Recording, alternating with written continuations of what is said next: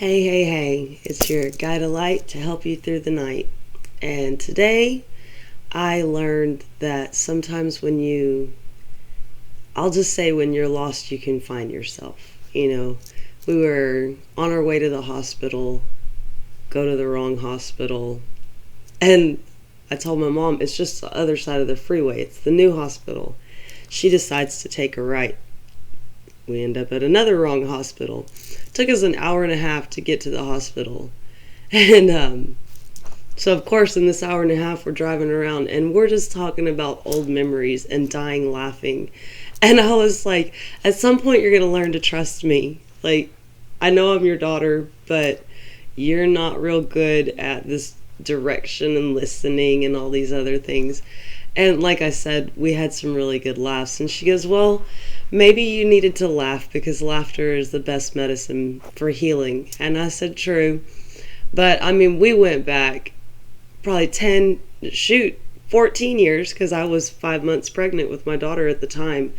And we were talking about things when I took her to Vegas for her 49th birthday and just stuff that went on. And we both needed that laughter. I mean, at one point, my daughter looked at me, are y'all okay? And it was like, yeah, we're fine. But of course, after playing car switcheroo and trying to make sure that my sister was okay, her car is here so I can pick her up. Anyways, all this when she gets released from the hospital. But we just needed it. And sometimes all you need to do is get lost. And I don't mean physically like you don't know directions, but sometimes that helps. You're driving around just shooting the breeze, and next thing you know, you're going down memory lane, or maybe you're talking about your future, or you're embracing the present, whatever it is.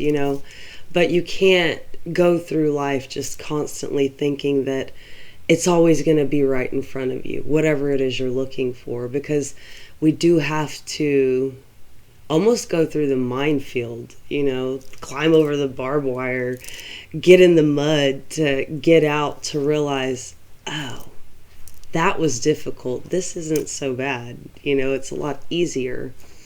And I mean, last night was a ton of crying and cleansing and breaking down. And today was a lot of resting. And I mean, I'm proud of myself anytime I can lay in that bed up there and just watch a full movie and not feel bad about it, because I always considered that to be lazy. I figured idle hands are the devil's work. This is what my parents taught me. And I'm going to tell them I have had to unlearn that lesson, because I now see that as self-care, that I'm allowing myself time to rejuvenate, time to decompress, time to get back to myself. Because we can stay busy all the time, right? Go, go, go, go. And we get lost in that. We forget that we're supposed to care about ourselves. We should put ourselves first. That's not a selfish mentality. Once again, I was taught put others first. And then naturally, that will come back to you. But it doesn't necessarily work like that. I had to go through a world of toxic people and see that they will suck me dry if I put all of them first, that I'm devaluing myself by putting everyone else first. And like I said, it's funny, I had to get lost in order to be able to lay in that bed. And the movie I watched helped a lot. Like it put a lot of understanding on things I've focused on my entire life, that looking at it now, it was a waste of emotion and effort and time. And would I change that? No, I would never take back something that I've lived through, because then I essentially wouldn't have learned the lesson, right? I mean, we go through things to be able to mature, grow, and we want to do this gracefully. And a lot of people go through life kicking and screaming like, no, I don't want to get gray hair. And the more I see it these days, I'm like, girl, you better own that wisdom that you're getting, because society has taught all of us to conceal ourselves, stay youthful, forever young. That ain't gonna happen. And we were even talking about when my grandmother had her cataract surgery. And she said, why didn't you tell me I looked like this? And I said, like what? And she goes, I'm so ugly. I said, Mamaw, you're beautiful. I mean, what did you think you look like? You know, you're in your 80s. Like, you're not this young, spry woman. And I said, but you're still beautiful. And she's like, but I didn't know I looked like this. I look like a prune. I look so just old. And I had to tell her, you know, hold your head up. You've had many years. You have a lot of wisdom. Carry yourself with that pride. And it kind of helped her, but then my mom told me a story about what she had to endure with my grandmother in her surgery.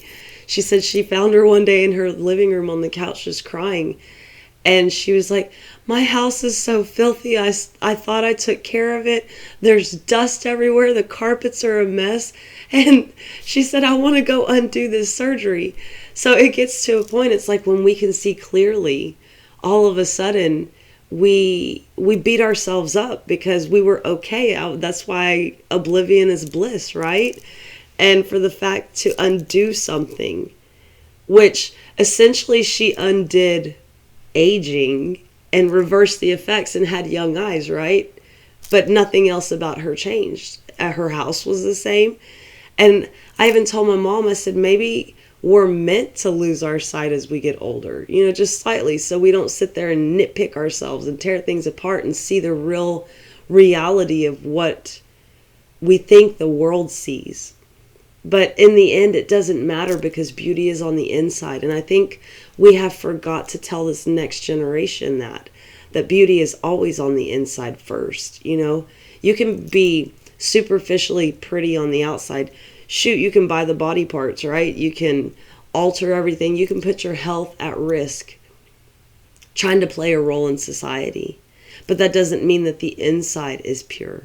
You know, that you live a life that is meaningful in a sense that you want to put smiles on other people's faces. You can compliment others truthfully from your heart, that you can allow others to go before you without having the expectation that you should come first. And it's wild that there's a lot of things that have happened recently that have had me or helped me to realize that there's certain aspects of life that I have to let go of. And I couldn't figure out what those aspects were.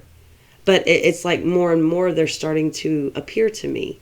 And today was a day of synchronicities like no tomorrow. I mean, it was billboards, license plates, room numbers, address numbers on houses that we were going by, just all kinds of things. And it was weird. It just, like I said, eye-opener day. And I hope that at some point, all of you can start having these eye-opening moments and bring it back to you. Because in the end, I had to go, you know what? I do love me. I had to break down to be able to pick myself back up and go, you know what, girl? It don't matter what you look like. You know your inside. You know what you stand for. You know what you do for the world and what you put out there. And honestly, every one of you, I am so grateful for you because you have helped piece me back together. And like my daughter said earlier, because my sister's IV was leaking and her alarm kept going off. Well, the nurse finally came in and she said, I'll be right back. And she got some more tape. And my daughter goes, you can fix everything with duct tape. And they used to call me the duct tape and super glue queen because I said, yeah, you can fix everything with duct tape and super glue. And I really did. In their childhood, like everything could be fixed with just duct tape and super glue. And it's funny that my daughter remembers this over 10 years later and is telling me, basically, I'm still the duct tape queen. And it took that moment with my sister for us to realize more memories, right? Because we all get caught up in life and we forget those moments that gave us fulfillment at the time that they did and the experiences we had. And at one point I had a hard time with my relationship with my sisters and my parents. And today was one of those days that made me go, I remember how we were family. I remember the good times that we had. I remember the love that they showed us. And yes, it did take basically a near-death experience for my sister to bring us all together. And I thought everything is exactly how it's supposed to be. You know, she called to let me know what was going on because she lives here. And then we talked to my mom about it, and we all went to see her. My daughter wanted to join in, and it's just something that needed to happen to like start healing the maternal energy in my family line. And I'm so happy to see it actually transpiring and coming into fruition in front of my eyes, because it's something I thought was lost. It's something that I almost had lost hope for. And I said, whatever, life's just going to keep being hard. I'm going to keep fighting it my own. No one's ever going to see me. No one's ever really going to love me. And in the end, I had to realize it was me doing it to myself. I never saw me. I allowed society to tell me how I should feel, what I should think, even down to how I should dress, how my body should look. I mean, killing myself with diets, not even dieting, just basically starving, you know, not even enjoying life, feeling guilty about all the little pleasures that I saw other people having, and basically placing judgment on them, not to their face, but in my mind would start going. And now I realize those people were brave and bold to live their life in a way that was fulfilling for them, and I was the one shorting myself. And that was always something I didn't believe. I believed they were lazy and I was working hard and I deserved it, you know? And in the end, I'm like, so much time I gave up. But I didn't give it up. I had to come to the reality that nothing is lost because everything can be gained. You know, like I said, lessons, learning along the way, just piecing everything back together and going, I'm whole again. I'm okay with whichever direction life takes me. I'm okay with the outcome because I can't always fix everything. I can't always do the things that society wants me to do. And in this point in my life, I don't want to. I don't want to be mediocre. I don't want to fit in. I never have. But I hid that in a way that I did fit in certain aspects. And like I said, always shorting myself, always dimming my light just to allow myself to be in the company of others. And now I've learned, don't ever do that again. And I want to remind you, don't ever dull who you are. Because if somebody is dogging on you, somebody is talking behind your back or even to your face, that's their insecurity, not yours. Don't take that as something about yourself. And it is okay. We're all different. If we can embrace that once again, that we're all different, could you imagine what our life could be like? And I know I've said this before, probably many, many videos ago, but I always ask my kids, what could you build with 7 billion bolts? Nothing. You have to have little bits and pieces to add to it.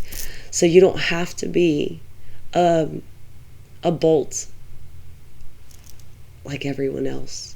Sometimes it's good to be the nut, because then there's that extra piece. Now you can start putting things together. We need all kinds of varieties of people, flavors, right? You can't make a sauce with just one ingredient. So start adding your zest to life, please. Start showing the world how amazing you are. And it might take you getting lost to get there, but I have faith that you're going to find yourself. You're going to show the world what you're made of. And I got my son coming in, so I'm going to leave it on that note. Peace, love, and light. Bye-bye.